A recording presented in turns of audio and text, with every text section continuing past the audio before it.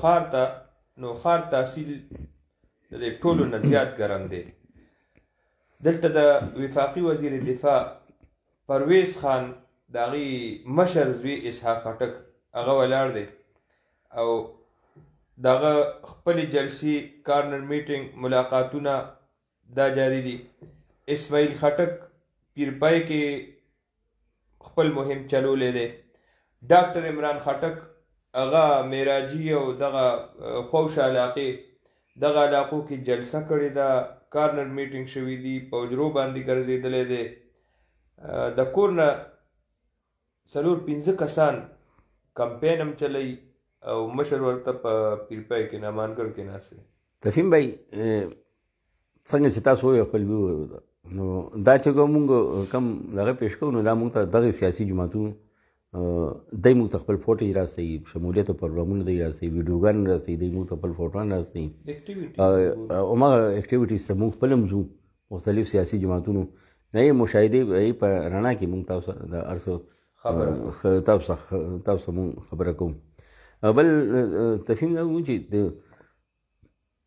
ټولو کورنۍ چې د پرویز خټک په الیکشن ګراوند باندې آن ګراوند په موقع باندې موجوده ده. بل پرویز خان خپله په امانګړ کې هغه مورچه سنباله کړې ده. ټول معاملات چې څه دی نه پاتې کېږي هغه یې خپله دغه کوي، نوي پالیسي هغې روزانه حکومت هم بدلوي رابدلوي. بل اسحاق خټک چې دی تحریک صاحب کوم تحصیل نوښار د تخت لپاره ولاړ دی، هغه ته یو ښه دغه دا دی چې قسمت یې په دې باندې ښه دی چې اپوزیشن جماعتونه چې دي په دې الیکشن کې بلدیاتي کې تحصیل په سطح باندې ټول بکراو شوي دي. مسلم لیگ نون چې دی خپل جنډې باندې والا امیدوار ولاړ دی. جمعیت علماء اسلام فی چې دی خپل جنډې لاندې امیدوار ولاړ دی. داسې شی عوامي نیشنل پارټي دی خپل جنډې لاندې امیدوار ولاړ دی. او دې ووټ بینک چې دا تقسیمیږي، دا ووټ بینک ټول اپوزیشن جماعتونو یو کېدو نو بیا اسحاق خټک ته مقابله ډېر ګران او ډېر زیات مشکلات ورته وو. خو دا اپوزیشن جماعتونه چې نو هغه ته یې کار ډېر اسان کړی دی. اسحاق خټک ته یې کار ډېر اسان دی. دا بس هغه اسحاق خټک دعاګانې دي، دعا به غوښتې وي چې الله پرې مهربان شوی دی، او یا سیاسي پلانینګ هم کېدی شي، سیاسي شرارت هم کېدی شي. چېرې مخالفین چې دي هغه بالکل ته یکجا نه کړي چې تا کامیابۍ ته خطر جوړ شي. او سیاست کې خدا کېږي، سیاست کې څوک دا نه ګوري چېرې تا مخالف ټول تقسیم کړو، هغې کې ګوري چېرې وګټله چا. پرویز خان بیس کیمپ کې موجود دی او د هغې سرګرمیانو ته په کوم نظر ګورئ؟ حلیم بھائی پرویز خان چې کوم خپل امانګړ کې کوم موجود دی ګمبد هاوس کې هلته مورچه یې سنباله کړې ده، هغې ټول دورس نتایج دي چې هغه ټول اسحاق خټک ته خپل زوی ته حاصل دي. پرویز خان چې دی څومره هلته وفود راځي، هلته شمولیت یې ورسره کېږي. بل دا نور سیاسي جماعتونه چې کوم شمولیت یې کېږي نو مخامخ راشي چې مخامخ راشي نو هغې زر هماغه کلاړي پسې لاړ شي، وکټ پسې لاړ شي، هماغه وکټ راماته کړي. هغې چې دی نو هغې خپل دغه ځان سره محفوظ ایښي وي.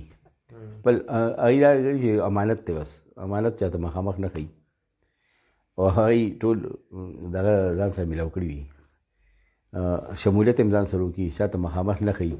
هغه ډېر زیات کار کړی دی. او زه یم چې پرویز خان مطمئن دی، خپل زوی مضبوط سټینډ، خپل مضبوط پوزیشن باندې چې کوم ودرولی دی تحصیل نظامت نوښار باندې، هغې دې سره مطمئن شوی دی. چېرې ما داسې مقام ته اسحاق خټک رسولی دی، سیاسي پوزیشن مې داسې رسولی دی چېرې دلته اوس بیلات نشي میلاوېدی.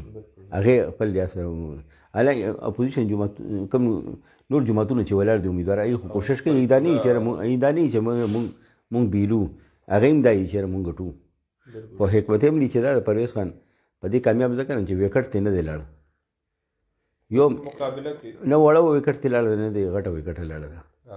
او دا مونږ چې کوم ګورو حالاتو ته نو خاص کر چې کوم نور امیدواران دي سره کوم اهم کلاړیان ورسره یا ولاړ دي نو زه هم دا 3-4 دي چې دا ډېر زیات اهم دي او دې کې ډېر کلاړیان چې دي نور جوماتونو نه پرویز خان راماتولی شي او بل هغې کې رابطې روانې دي شوي دي رابطې شوي دي خو چا شمولیت لپاره دا تاریخ ورکړی او چا بل تاریخ ورکړی ټایمینګ کې فرق دی نو وایي چې الیکشن ته چې یو څو ورځې پاتې شي هغې نه مخکې به زه هم پرویز خټک چې دی هغه خپل حکمت عملي چې 40 کاله کم تجربه چې ده هغه به بالکل دا کړي مخامخ راویستي او هغې ټول ثمرات چې دی عیسی خټک د ټول حاصل شوي بالکل دا خبره صحیح ده